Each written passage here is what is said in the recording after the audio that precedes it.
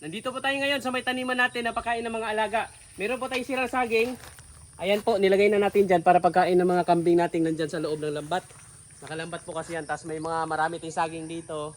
Tapos dito po, mayroon tayong pinaka-best na pagkain ng mga kambing natin, mga manok, baboy, mataas sa protina. Napakalaki na po ng puno dito. So ito po, tapos meron tayo dyang napier grass. Ayan, mga napier grass yan, pakain po ng mga kambing natin. So pakita ko sa inyo itong isa sa magandang pakain sa alaga. At kung paano nga ba ito itanim para magkaroon tayo ng marami, ano ba yung magandang area para ito ay talagang tumubo ng malalaki. So dito tayo.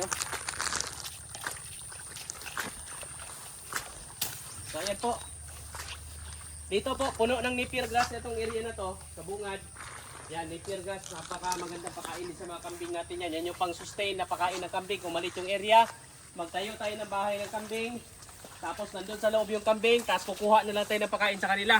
Ito yung mga napier. Kasi ito yung nabanggit natin mataas din po sa protina. Ito yung Madre de Agua na kung tawagin nga natin ito ay yung natatanim na feeds dahil mataas po sa protein ito. So ayan yung kanyang dahon, matataas na po. Matatangkad po. So ganyan kalalaki ang inabot nitong Madre de Agua. So ako, 5'4" ako pero hanggang dito lang ako. O ganyan ka tatangkad po. Maraming dahon. Pagka kinuhanan ito, pinuputulan natin tulad nito. Pinuputulan natin para yan na naman ay dadami na naman yung sanga. At marami tayong ma-harvest na mga dahon. So tulad yan, matataas na. So actually, nanguha na rin ako kanina. Tapos dito sa baba niya po, ayan, may mga tumutubo pa. Yung mga sanga kasi nangalaglag, tumutubo yan tulad nito. Oh, mabilis siyang tumubo. Sa ang area pinaka-best natin itanim ay yung naaarawan siya. Tapos medyo ang tubig, ang lupa dito, medyo mabasa. So isa rin yun sa gusto ng Madre de Agua na yung lupa niya ay medyo may tubig, hindi yung tuyong-tuyo talaga at hindi rin pwede yung basang-basa din kasi masisira din, malalanta. So ganito lang, yung simple lang pag maulan, ganito yung itsura niya. Tapos yun, may lilim na part, no? Hindi siya sobrang tinatamaan ng araw. So yun yung naging kuwan nitong Madre de Agua namin, doon naging hiyang. No? Kasi dati may tanim din kami Madre de Agua, doon sa ibabaw banda. Pagka sobrang init, yun po yung nangamatay rin yung mga Madre de Agua natin. So ang pagtanim naman ito, so ganyan lang. Halimbawa, itong mga sangang ito, itatanim ko to doon sa lote. Tapos dito, yung mga sanga, pwede mo siyang itusok. Ayan, mga sanga-sangan yan. Yung dahon, kunin mo, pakain sa alaga. Pero ngayon, kumain yung mga alaga natin, so hindi mo na tayo kukuha ng mga sanga. Tapos itutusok mo lang yan. Ayan. Itusok mo lang siya. O pa sa iba naman, mga cuttings lang, yung mga na-order natin online sa Facebook, may mga nagbebenta nito. Yan, mga cuttings lang mismo. Walang mga dahon. No, tapos tutusok mo lang yan dyan.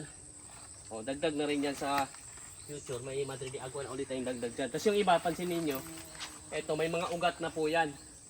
Tulad nito, o may ugat na rin po to. So pwede nang, eto madali nang itanim to. O may mga ugat. So pwede natin putulin to.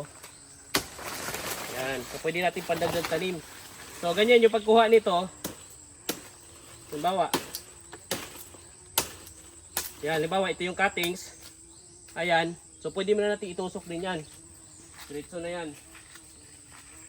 Para sa future, may dagdag tayong harvestin na naman na Madre de Agua. Halimbawa ito, pag natumba na. Dito nga po. Dito may natumba na dito. Ayan, tingnan nyo po ito.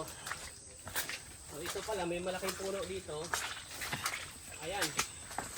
Na sobrang laki niya at sobrang lambot na lupa. Natumba na rin. Oh, ang daming dahon po. So ayan, natumba siya. Tutubo na naman ito. Dito, tapos magsasanga siya lalo na marami dyan. So dadami ilalo tong Madre de Agua natin. Tulad nito, tingnan nyo. Ito, tataba. Natumba na siya. Tapos ito, pwede natin tanggalin to, pakain natin sa mga alaga nating baboy. So ayan po yung ating kuwan dito, no? Ito yung aming taniman ng mga libreng pakain sa alaga. Kung ang worries natin pag nag-alaga ng hayop ay yung malaking gastos pagdating sa pakain ng alaga. So isa sa aking mai-suggest ay pwede tayo magtanim nitong Madre de Agua, no? Hindi lamang ito. Kung may kambing tayo, napier grass, tanim tayo. Tapos kung meron tayong area pa, tanim tayong kangkong, gabi, kamote, saging, kasaba, no? Yan yung magandang itanim natin bago tayo mag-alaga. Para pagdating ng panahon, kung mag-alaga na tayo ng hayop, ay meron na tayong libreng ikapakain sa mga alaga. No, so ayan, tulad dito, ito po may ugat na rin to. So ayan, may iba dito kung saan ang tumutubo. Itong may ugat na to, tanggalin natin. Yan, itutok na lang natin yan. Oh. May ugat na siya. Oh. Yan, itutusok natin ito dito para dagdag na rin to sa maging pagkuhanan natin sa susunod. Ayan, since dito sa amin, marami tayong Madre de Agua. So hindi tayo nagtitipid. Mahabang, ganito kahaba yung mga tinatanim natin. No, kapag naman yung mga pinapadala, usually, maiksi lang, mga ganyan lang siya, yung mga nabibili natin. Napantanim nito, mga ganyan lang, isang dangkal, ganyan. So, goods na goods naman na yun. Kailangan lang natin itanim. So, meron na tayong ma-harvest. So, dito. Yung mga bakanting space, isukan lang natin ngayon, ganyan. Oh.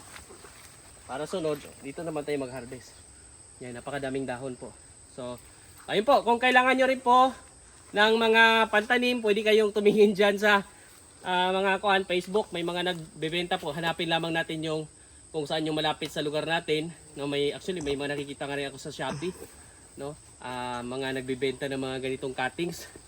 So, ayan, yun yung ating paraan dito sa bukid para kahit paano malaki matitipid natin pagdating sa pag-aalaga nating ng hayop. Kasi ang pinaka number one problema ng lahat, nalulugi daw sila kasi sa mahal ng komersyal na pakain doon sa kanila alaga. So, ang solusyon, magtanim tayo ng pwede nating libreng ikapakain sa mga alaga na kukuha lamang natin sa ating paligid. No? So, ayun po. Muli po sa inyong lahat. Maraming salamat at sana'y nakapulot kayo ng ideya dito sa ating topic ngayon. Thank you for watching po.